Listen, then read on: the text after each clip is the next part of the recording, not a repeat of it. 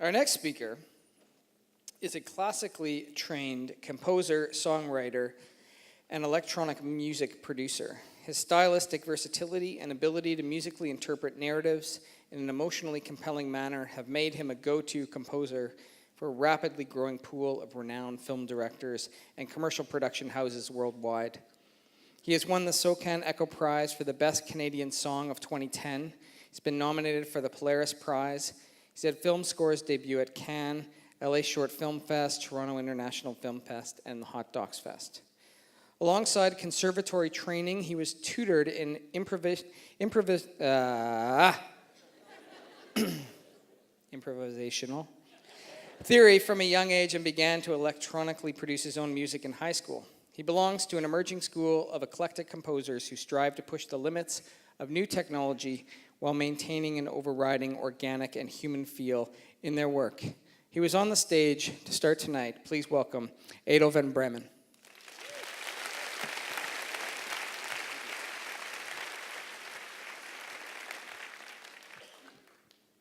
Hello, I've never done anything like this before, so it's kind of exciting. I'll take the first slide, please. Actually, this isn't the first slide, but this is the second slide, and it shows me as a kid, I was in a fortunate position where my grandmother bought my sister and I this baby Steinway Grand, and so this kind of formulated a lot of how I thought about music. And aside from learning piano, I also discovered at a young age that I had this other weird skill, I don't know where I picked it up, that I could beatbox, and it sort of...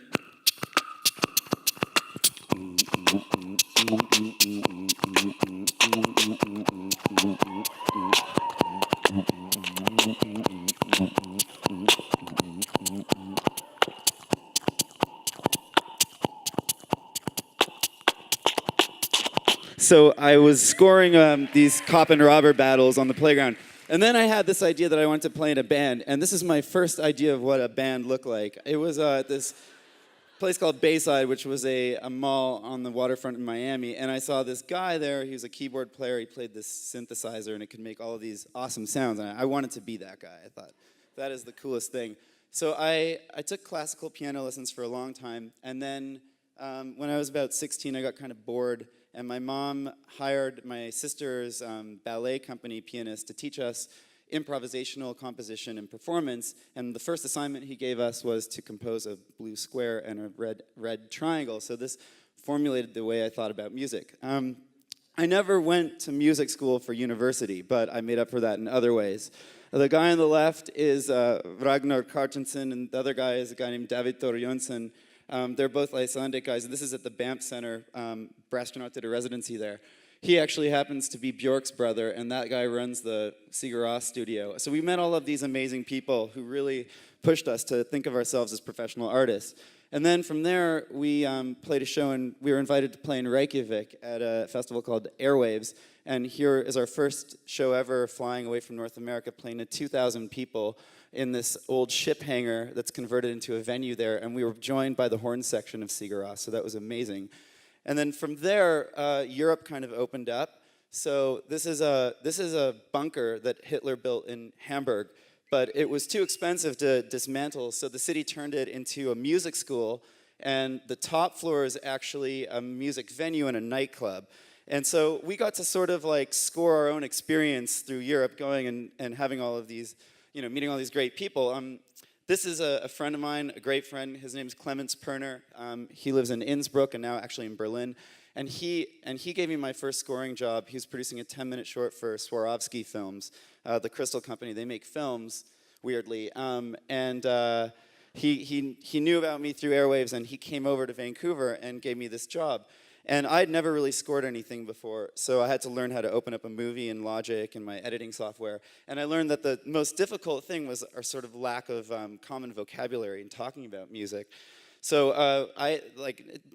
technology and creativity, technically and creatively aside,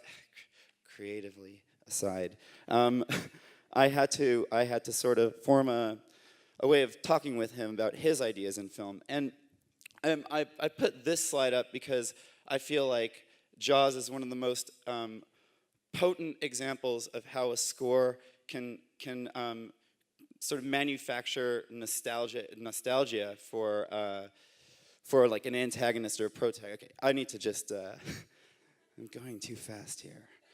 So I live in New York part of the time, and I like to kind of work wherever I can in different sort of environments. So here is, I'm doing work on a commercial score in the Metropolitan Museum of Art. And I'm lucky because technology has come so far that you can do a lot of stuff in the box. This is a project I was doing for MIT where they were making a video on rescue drones. And I asked them to sample sounds that these drones make. And I took the waveforms and kind of played with them a bit and then spread them over a keyboard range and actually was able to make drone music and play it like an instrument. So I use computers a lot in my work, but I'm really lucky because I started making music with humans for humans. And this is the sort of education I got with my band, testing out ideas on live audiences. And I feel really fortunate to be playing with such talented band members who've really helped me develop my own skills. And I feel like scoring has such a potent role in filmmaking, but as this Jonathan Franzen article highlights, this came out last week in the Guardian, we're being diluted with so much media, and it's not really curated media. So it's really important that we use these like compelling emotional tools in an honest way. And this idea of truth in filmmaking is always coming up.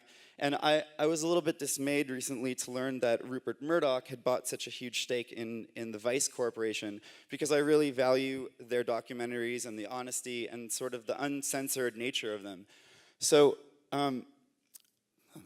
we can just look at his ugly face for a bit.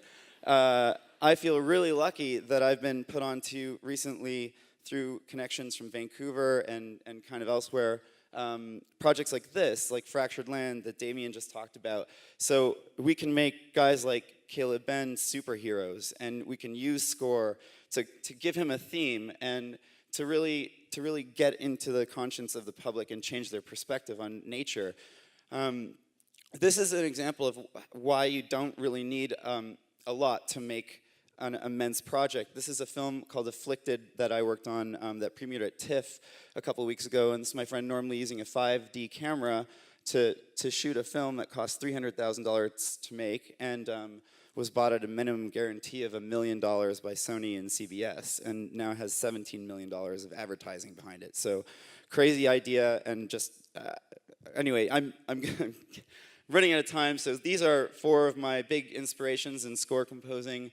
John Carpenter, who kind of changed the way the synthesizer was used in films like Escape from New York. And my next thing that I'm going to be doing is rescoring The Hunt for Red October, because I feel like this is a movie that could benefit from an overhaul of the score. And we'll see how that turns out, but I may premiere it here next year.